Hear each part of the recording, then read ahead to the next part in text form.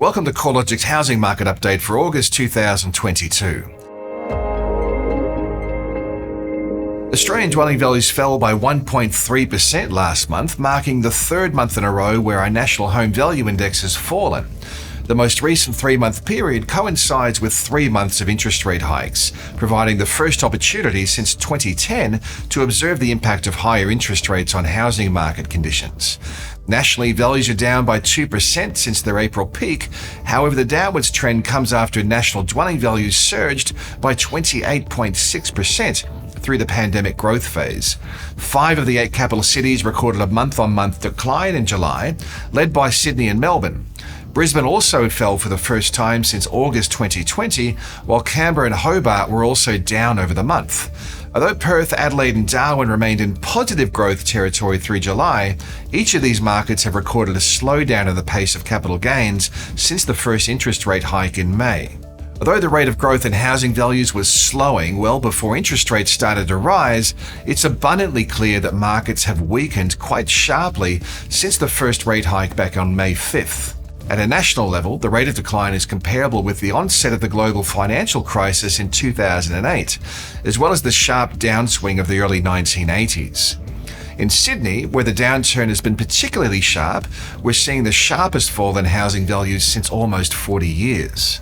Regional markets have also weakened, with the combined regionals index recording the first monthly decline since August 2020. Dwelling values were down across most of the broad rest of state regions, but continue to trend higher in regional South Australia and regional Western Australia. Overall, regional markets are still outperforming their capital city counterparts, but this month's growth figures show that major regional centres are not immune to falling housing values. Dwelling values across CoreLogic's combined regionals index were up 41.1% through the pandemic trough through to the June peak, compared with a 25.5% rise across the combined capital cities index. The stronger growth reflects a significant demographic shift towards the commutable regional markets, which is likely to have some permanency as more workers take advantage of formalised hybrid employment arrangements. Regional areas recording the most significant falls tend to be the major regional centres within commuting distance of Sydney, Melbourne and Brisbane, which are also the same markets that typically recorded the largest gains through the growth phase. We're also seeing unit values across the combined capitals recording smaller falls relative to house values. This trend is most apparent across the 3 largest capitals as well as Canberra, where affordability challenges may be pushing more demand towards the medium to high density housing sector. Additionally, firmer interest from investors should favour the unit market over houses, where demand has historically been more concentrated. Turning our attention to housing demand, CoreLogic's estimate of sales activity over the 3 months to July was 16% lower relative to the same period in 2021. The national figures are heavily impacted by an estimated 40% drop in sales across Sydney and a 26% fall in Melbourne sales relative to the same period a year ago. Stronger markets such as Adelaide and Perth have recorded a rise in activity, with the estimated volume of sales up 22% and 7% respectively. There's a good chance the number of properties sold in the second half of this year and into 2023 will continue to trend lower as higher interest rates and a more cautious lending environment, as well as a reduction in household confidence, continues to weigh on housing demand. Rents continue to trend higher through July, rising 0.9% nationally over the month to be 9.8% higher over the past 12 months, which is the highest annual rate of growth since at least 2006, when CoreLogic began tracking rental markets. The trend in rising rents is evident across each of the capital cities and broad rest of state markets, led by Brisbane with a 4.2% rise in rents over the 3 months to July. Rental markets are extremely tight, with vacancy rates around 1% or lower across many parts of Australia. The number of rental listings available nationally has dropped by a third compared to the 5-year average, with no signs of a lift in rental supply. On top of already tight rental supply, it's likely demand will continue to increase as overseas arrival numbers climb. With rents rising faster than values, yields are consistently improving, albeit from record lows. Across the combined capital cities, the gross yield has increased from a record low of 2.9% in February 2022 to 3.2% in July. The most rapid yield recoveries have occurred across the Sydney and Melbourne unit markets, where gross yields have increased by 45 and 40 basis points respectively. Such tight rental markets, improving rental yields and stronger buying conditions may help to keep a floor under investment demand. With forecasts for the cash rate ranging from the mid 2% to the early 3% range, even the best case interest rate scenario indicates variable mortgage rates will roughly double from their current level.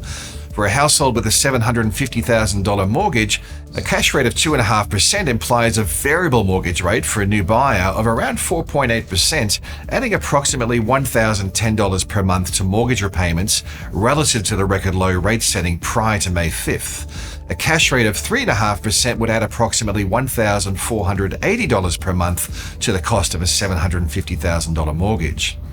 As borrowing power is eroded by higher interest rates and rising household expenses due to inflation, it's reasonable to expect a further loss of momentum in housing demand. On a more positive note, this interest rate hiking cycle may be short and sharp, with financial markets and some economic forecasters now factoring in interest rate cuts through the second half of 2023. When interest rates start to stabilize or potentially reduce next year, this could be the cue for housing values to find a floor. Similar to the trajectory of the upswing, this downswing phase could be a short but sharp one, depending on how high and fast interest rate settings go. In the meantime, the housing market is set to face some near-term challenges. The spring listing season will test the depth of housing demand. Historically, the flow of new listings has surged through spring and early summer, typically reaching a peak in late November. The rise in freshly advertised stock may not be met with a commensurate lift in buyer demand, resulting in higher levels of housing inventory. By late spring or early summer, we could see advertised stock reaching higher than normal levels. Vendors are likely to be more competitive across a smaller pool of active buyers, which would drive clearance rates lower across auction markets and result in longer selling times and larger discounting rates for private treaty sales. Borrowers who locked into a fixed-term mortgage rate through the pandemic growth cycle will be facing a significant refinancing event once their fixed rate expires. ABS housing finance data shows that fixed-rate borrowing peaked at 46% of mortgage originations between July and August of last year. RBA analysis is forecasting a surge in fixed loan expiries throughout the second half of next year. Many of these borrowers could be moving from a mortgage rate around the high 1% to low 2% range to a mortgage rate closer to 6% or higher.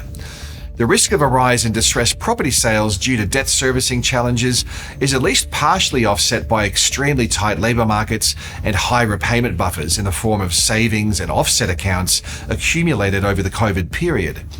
However, for mortgage holders in 2022, income growth has been a little more elusive than past periods of high inflation.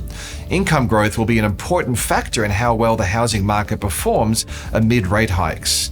ABS data shows the wage price index was up 2.4% in the year to March, below the series average growth of 3%, but growth is climbing from a low base of 1.2% over the year to September 2020.